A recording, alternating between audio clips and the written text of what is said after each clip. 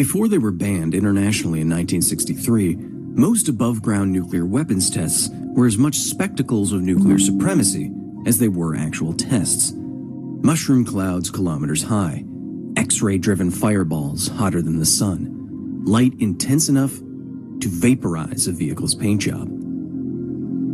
But in this incredible archival video of 5 men willingly standing underneath a nuclear explosion, we see something else. Instead of destruction, not much more than a synchronized flinch. A few moments earlier, 65 miles northwest of Las Vegas, an F-89 interceptor had launched a 2-kiloton nuclear warhead directly above the heads of Colonel Sidney Bruce, Lieutenant Colonel Frank Ball, Major Norman Bottinger, Major John Hughes, Don Luttrell, and George Yoshitake, the unseen cameraman. These men were Ground Zero, Population 5, for a successful test of the world's first air-to-air nuclear weapon. These men volunteered to get nuked to prove a point. To you. In the background was the growing struggle between two great powers to shape the post-war world.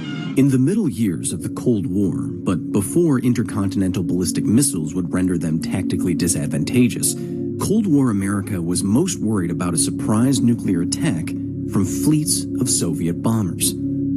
Anti-aircraft technology at the time wasn't equipped to handle dozens of relatively high-flying, fast-moving planes. So in the August of 1954, President Dwight D. Eisenhower appointed MIT President James R. Killian Jr. to lead some of the nation's top scientists, engineers, and industry professionals in an effort to counter this potential threat, to develop strategy and technology that would make this aspect of the Cold War a little colder. 307 meetings later, a panel of 42 experts produced a 190-page document entitled Meeting the Threat of Surprise Attack. During their 4-hour testimony to the U.S. National Security Council in 1955, the experts argued that the most effective way to meet a thermonuclear-equipped adversary in the air was with nuclear weapons also in the air. Indeed, the report recommended that nuclear weapons should be the main defense against possible air attacks. The reasoning was simple. A single warhead of significant tonnage should be enough to wipe out an entire fleet of Soviet aircraft flying in bombing formation. The Council was convinced. That same year, development would begin on the McDonnell Douglas Air-2A Genie, a 1.5 kiloton nuclear warhead that could be fired air-to-air. But there was still a problem. The public.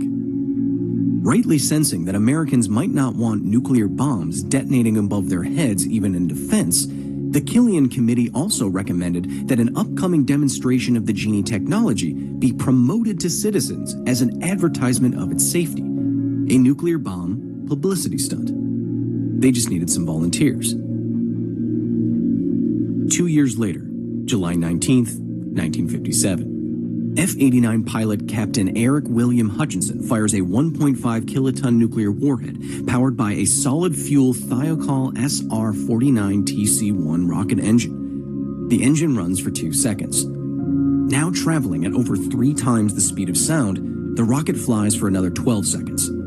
Hutchinson executes a dangerous high-G maneuver to ensure that he escapes the 1,000-foot blast radius. And then, the Genie was out of the bottle. There it goes. The rocket is gone. We felt a heat pulse, a very bright light, a fireball. It is red. The sky looks black about it. It is boiling above us there. How is a nuclear weapon dangerous? It may surprise you to learn that what most people imagine to be the most destructive aspect of a nuclear weapon, the ionizing radiation and subsequent fallout, is in reality the smallest fraction of a detonation's colossal energy output.